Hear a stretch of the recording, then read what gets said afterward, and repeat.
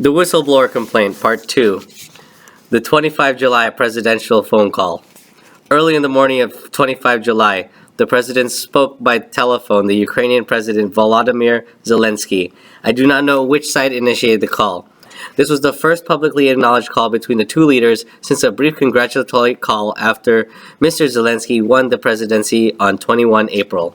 Multiple White House officials with direct knowledge of the call informed me that, after an initial exchange of pleasantries, the president used the remainder of the call to advance his personal interests. Namely, he sought to pressure the Ukrainian leader to take actions to help the president's 2020 re-election bid. According to the White House officials who had direct knowledge of the call, the president pressured Mr. Zelensky to, inter alia, initiate or continue an investigation into the activities of former Vice President Joseph Biden and his son Hunter Biden. 2.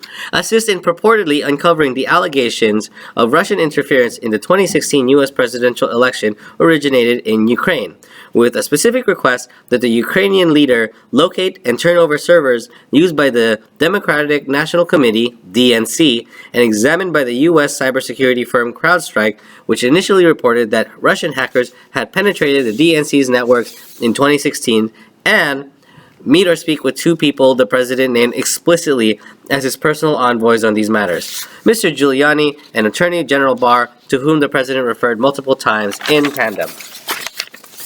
The president also praised Ukraine's Prosecutor General, Mr. Yuriy Lutsenko, and suggested that Mr. Zelensky might want to keep him in his position. Note: starting in March 2019, Mr. Lutsenko made a series of public allegations, many of which he later walked back, about the Biden family's activities in Ukraine. Ukrainian officials' purported involvement in the 2016 U.S. election and the activities of the U.S. Embassy in Kiev.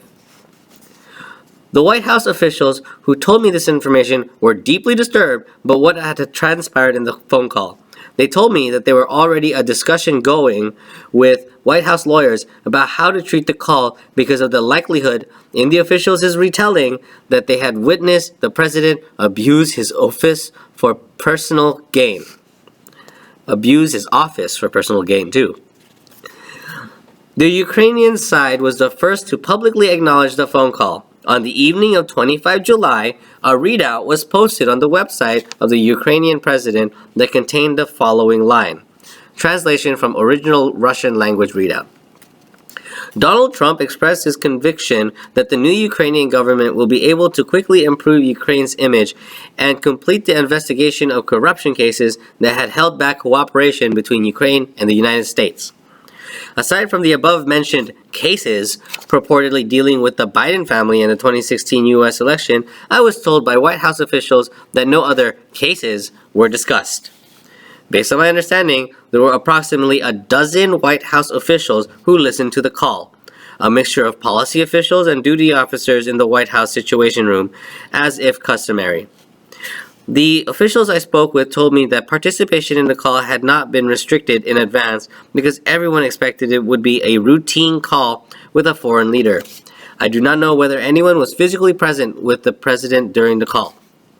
In addition to White House personnel, I was told that a State Department official, Mr. T. Ulrich Breckbull, was listening in on the call. I was not the only non-White House official to receive a readout of the call.